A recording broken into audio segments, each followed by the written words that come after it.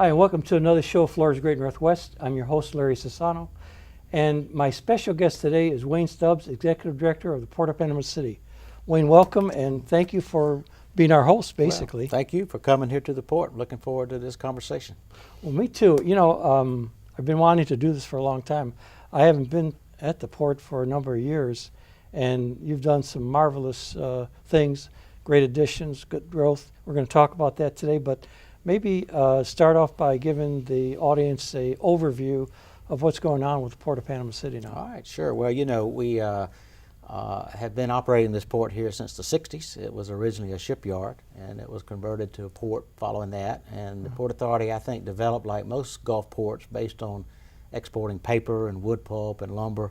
And that carried this port a long ways for quite a few good years. But beginning about the turn of the century, and it was clear we really had to change up some things. One of the jobs that the port does here is supports manufacturing. And we have been successful almost 30 years, actually a little over 30 years ago, attracting Berg steel pipe to the port. Right. In 2004, we attracted Oceaneer and International to the port.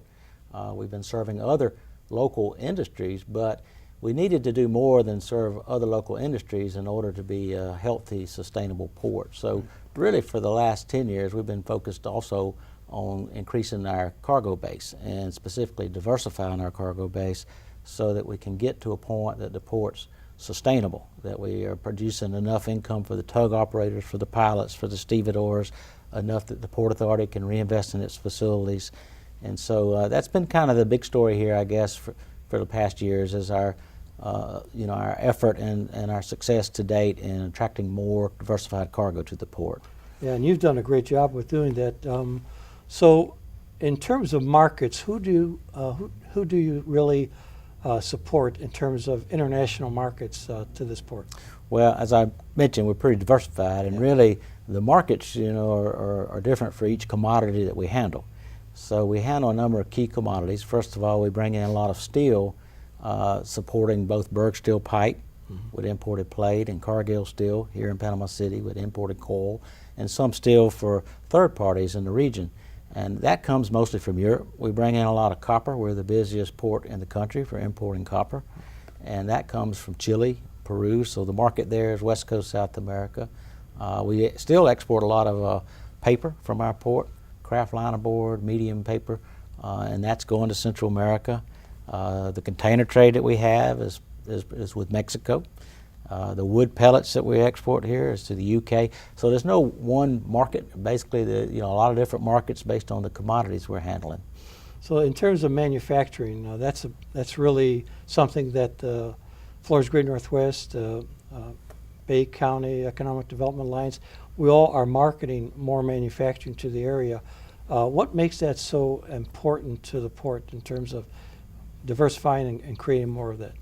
Well, so we're trying to get the right balance of cargo activity versus supporting local manufacturing or regional manufacturing.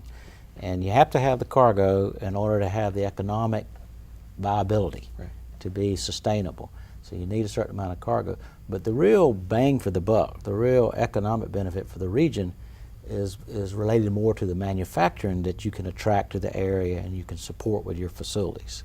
We did an economic impact study in 2013 and it identified some 2,500 jobs related to the cargo activities of the port, but almost 8,500 jobs related to the industries that depended on the port, that used the port.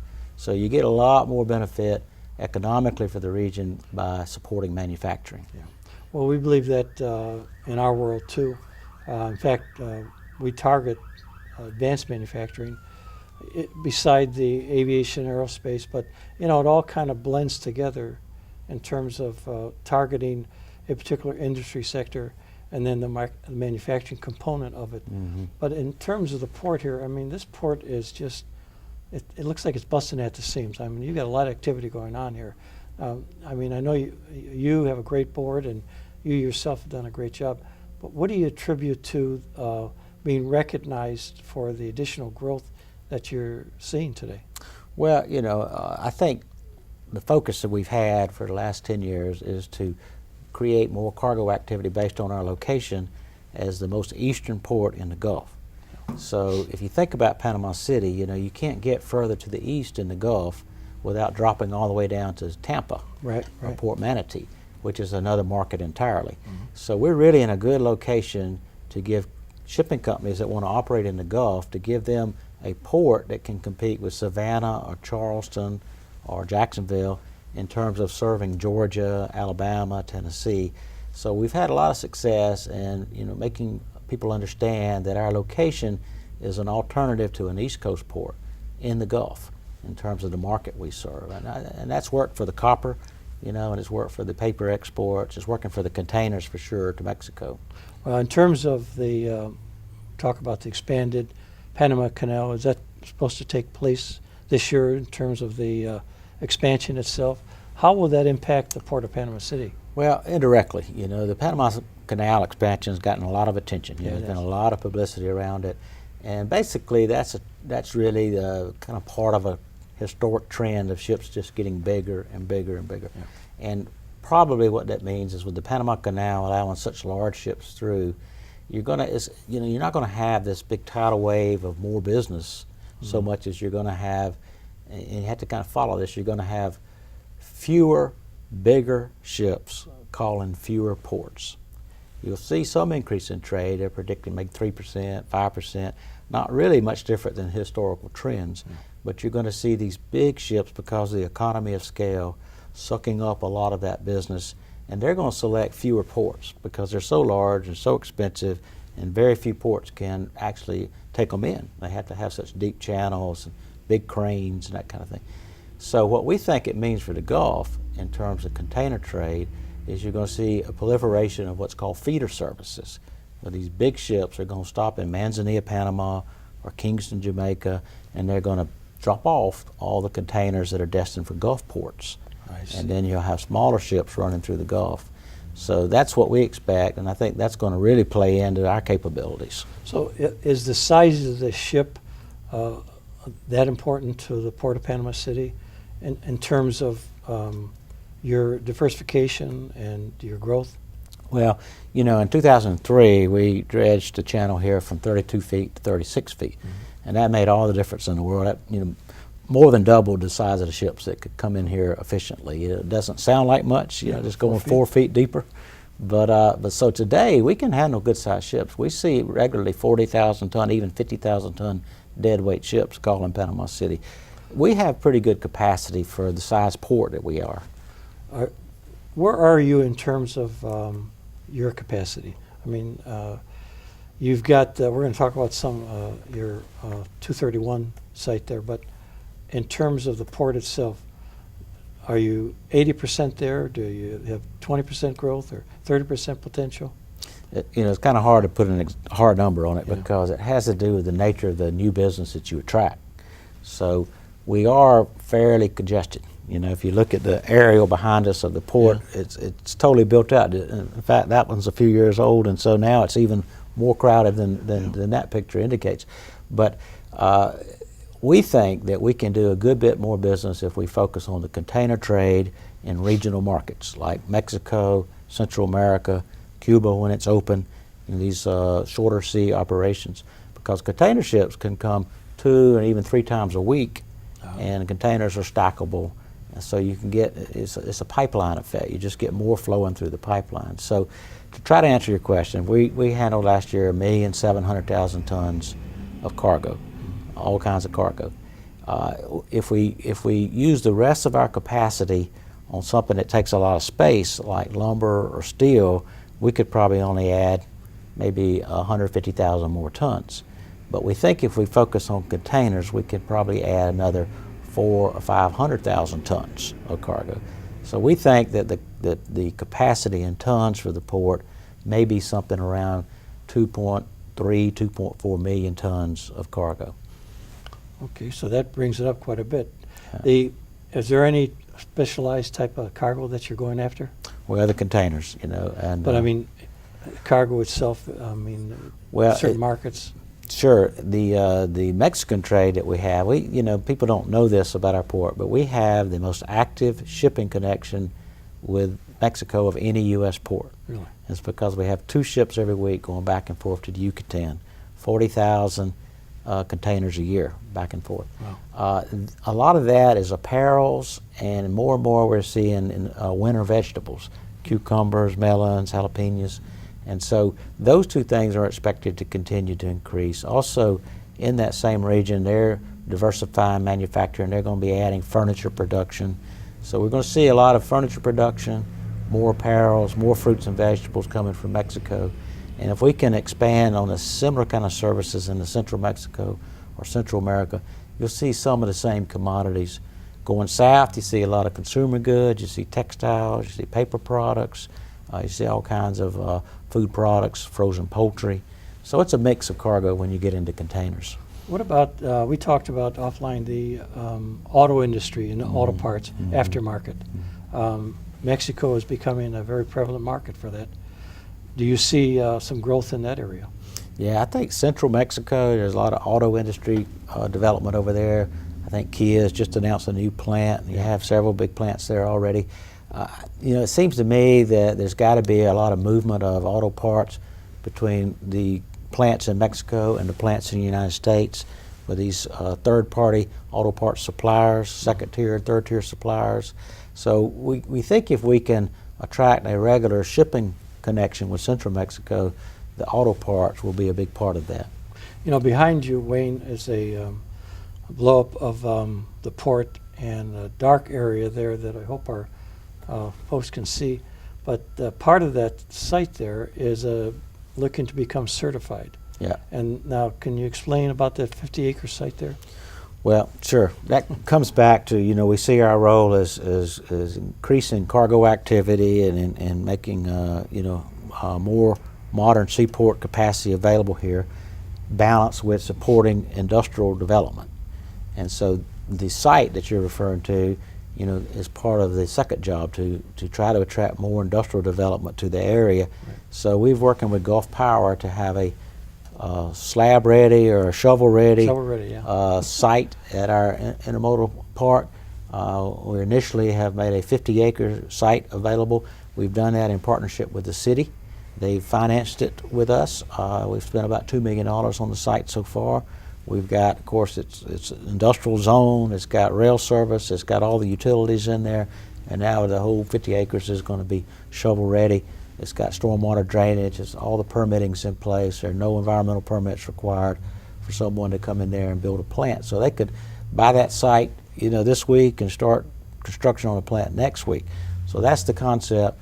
And we're just hoping to try to attract, you know, port-related manufacturing, whether it's auto parts or something else. That's exciting. To that site. Well, we want to help you to market that site when that site is ready to go, because that's what our customers too are looking for. They're looking for sites that are shovel ready, certified sites like that. And so the site itself is a great location. And we want to talk a little bit about the Intermodal Distribution Center there, because that really is another angle to your growing this port and distribution. Sure. That's been a long-term project. I mean, the Port Authority started working on this sort of expansion of the industrial park on 231 over 15 years ago. You know, buying the land and beginning the permitting, and the plan evolved over time. The Bayline Railroad were great partners. They owned approximately half of the land up there and eventually gave us that land to develop it. There was a lot of environmental mitigation involved up there, but what we ended up with was a 250-acre new park, and the 100 acres we were talking about earlier on the sort of the east side of the park or the back side of the park, that's being reserved or preserved for industrial development, for manufacturing. Excellent. The 100 acres or 130 acres on the front side of the park is being planned for distribution. And we already have our first distribution warehouse Port Authority built last year. It's a 150,000-foot tilt-up building. FedEx purchased a site in there, and they have their FedEx ground new distribution facility there. And we have several other sites that are going to be available for similar kind of distribution warehousing activities. And we have room on that front half for some rail transfer activity that we're planning. So we're trying to use that, specifically the warehouse that we built, to leverage the containerized cargo activity coming through the port into more local economic activity. So if we can get these shippers that are bringing apparels through or bringing furniture through, instead of trucking into North Carolina and using a warehouse there to distribute, if they can take a warehouse in Panama City, it does two things. It creates more local jobs, and it also ties these shippers closer to our port, integrates them with our port. You're talking our language. It's Yeah, economic so development. Yeah, that's what we're trying to do. That's great. You know, in terms of diversification, you talked a lot about that and the synergies and what you're looking at as far as expansion in the next several years. And you have a foreign trade zone designation here that you've had for a number of years. And you've told me that's very valuable. Will this have a foreign trade zone? Is it necessary to have one there as well? Oh yeah, it's in fact the site is already part of the approved foreign trade zone footprint that we have with our grant or our license. You know, the foreign trade zone is used more than people realize already. Berg Steel Pipe has used it through the years. Oceaneering will use it from time to time. Yeah. Eastern Shipbuilding is relying heavily on the foreign trade zone, bringing in components from overseas, putting them in vessels that are exported, you know, so they can avoid entering those, paying duties into the states on those parts. So it is very valuable. Last year we reorganized our foreign trade zone, so not only can tenants in our industrial park use it, but anyone who has a purpose for a foreign trade zone, we can add a site within 30 days now, anywhere within 50 miles of the port. You know, it's a little elementary. Would you mind just explaining to everyone out there in the audience why that foreign trade zone is so important and what it really does? Well, what it is for and designed to do is to promote expansion of manufacturing in the United States. And so it tries to put someone who wants to manufacture in the United States on a little bit more of a level playing field with someone overseas. And so if you're manufacturing in the United States and you're bringing in foreign components to what you're assembling, you can avoid paying import duties on each part that comes in, complete your product, and then import your product. And sometimes that's at a little bit lower duty, and sometimes there's no duty at all when you do that. You know, so for instance, when Berg was using foreign trade zone, they would bring in steel plate and make a pipe and then import the pipe. And the pipe didn't have a duty where the steel plate did. So sometimes it's very critical that you have a foreign trade zone. So that could be a considerable amount of savings for a company locating in a port. Oh yeah, I mean there are some companies that couldn't afford to produce in the U.S. if they couldn't operate within a foreign trade zone. So, but in the end, it's good for the U.S. because then the plant's here, the jobs are here, you know, and so it works out. Well, now, in terms of the employment base here that you have at the port, have a rough number, how many people are employed at the port, or the companies? And yeah, it's a moving target, you know, because they go up and down a little bit. But, you know, the best indication we have is that we issue an ID, you know, port ID for people who have business on the port. And we normally keep about 1,200 of those out there at any one time because we see about that many people that need to be on the port on a regular or daily basis. Wow. You know, so yeah. So at Berg Pipe, for example, and I've watched that operation over the years, how many people roughly do they employ today? Well, I think they're at just under 200 right now. If they go to 3 shifts, they get up to 250. I think Oceaneering is at about 250 right now. Yeah. Good jobs, both companies, very high-paying jobs, you know. So.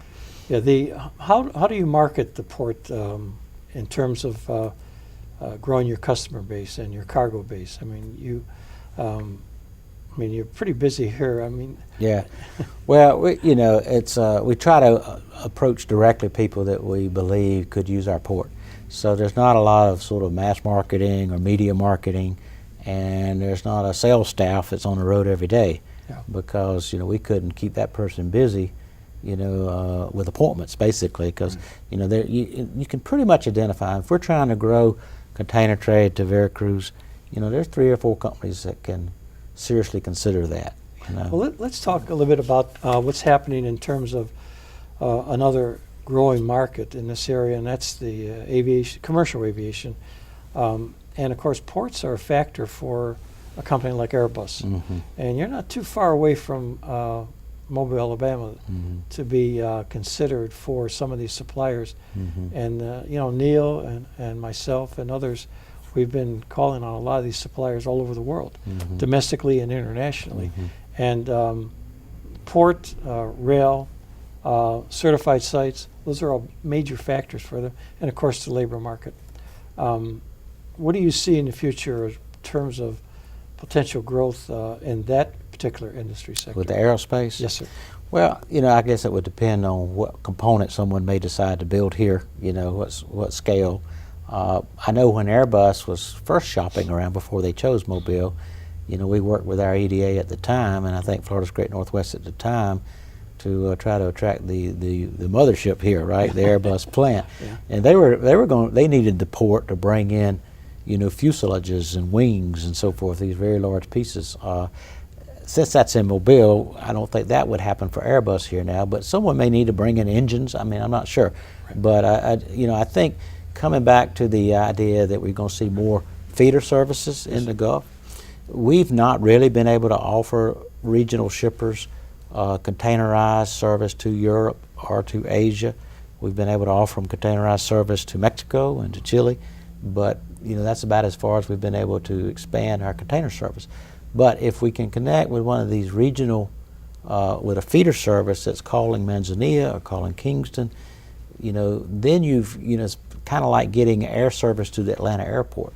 Once you've got the flights into Atlanta, you can go anywhere. Once we get these container ships going to a Kingston, then you can ship anywhere from Panama City.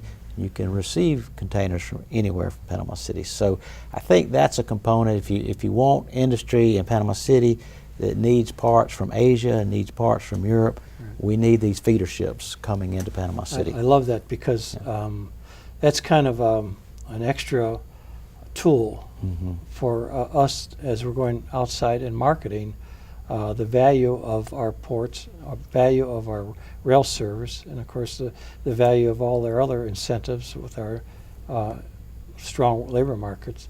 So that's something that we need to be marketing more and probably talking to you more often, because you know you are the busiest port in this region here, and I think that what we see happening is more growth potential in those feeder markets in terms of aviation, auto, and some other, as you said, vegetables and so forth.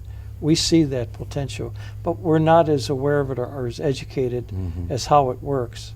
And that's where we really need to tap into your knowledge so that we can, when we're out there marketing, we could be an extension of what you're doing. Sure. And then if we get a lead, you know, Neil or one of us can call you and say, hey, Wayne, I think we've got something. Tell us if this is viable, you know, so we can bring it to your attention. You know, I think that's the way we see it growing, and you've got your own strategy for long-term growth, and maybe talk a little bit more about that for a second. Well, you know, it's a little bit of a chicken and egg, you know, and we have a number of shippers in this area that could ship in containers to Asia, to Europe. You talk about Arizona Chemical and Rock 10 and Train and Family Dollar, if those services are available. And they're at a disadvantage today because they're having to truck cargo to Savannah or to Mobile. So if we can accumulate those shippers and with new shippers and finally attract the kind of direct feeder service I'm talking about, I think that's going to happen.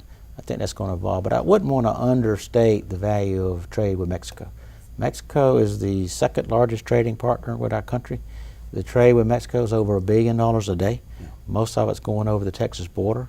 We are in a great position. I mean, if you look at ports to the west of us, you know, whether it's Mobile or it's New Orleans, they're getting so close to the Texas border you can't justify using a ship. But if you're looking at communicating between Georgia and Mexico, you can justify using a ship, but you're going to want to use a port close to Georgia. And so that's why I think our location is a huge advantage with the Mexican trade. That is a great strategy, and I think it makes a lot of good sense too. We need to use that in our marketing, and I don't think we've, you know, when we do our own Florida's Great Northwest marketing for the region, we have a lot of great maps, and we show the ports, we show our airports, we show our rail lines, but we don't really focus on the value and what you're really doing here, that could be of some value to the companies we're talking to. So we have to get, I think economic developers have to become more educated, because the Port of Panama City is the port for Northwest Florida. Yeah. You have the Port of Pensacola, and you have the potential growth of the Port of St. Joe. But right now, you are the port for Northwest Florida. Yeah, and we're not a major port. We're a second-tier port, but we still, can do a lot of good in the regional economy, and we still have some growth out there. So I'm pretty excited about it. That's great. Well, one last question: who's your biggest competition, would you say? I wouldn't know that. It'd be hard to say that another port represents competition to us. Probably Mobile, if you had to name another port, because theoretically they could handle the copper trade or they could handle the paper that we export. But the truth is that every port's busy, and every port's going to be in more and more demand. So, we're not that focused on competing with other ports so much as we are just serving this region right here. Great. So That's great. Well, you've been listening to, and I've been getting educated by Wayne Stubbs, the Executive Director of the Port of Panama City. And Wayne, any last thoughts about how the economic developers can help you? Well, sure. I mean, I think we really ought to all stay, just laser focused on trying to get new manufacturing to the area. Absolutely. And the area needs more manufacturing, and it really balances the economy. The port's a good tool to do that. So we could like to help do that, and in turn, port-related manufacturing, is sort of a guaranteed customer for the port for probably 50 years, because they'll come to town and spend $100 million, and they'll be here, like Berg is here, Oceanair's here, so it's a good strategy. Great. Well, I hope you enjoyed it. Wayne Stubbs, Executive Director of the Port of Panama City. I'm your host, Larry Sassano, Florida's Great Northwest. Thank you for joining us. I hope you enjoyed it as well. Thank you.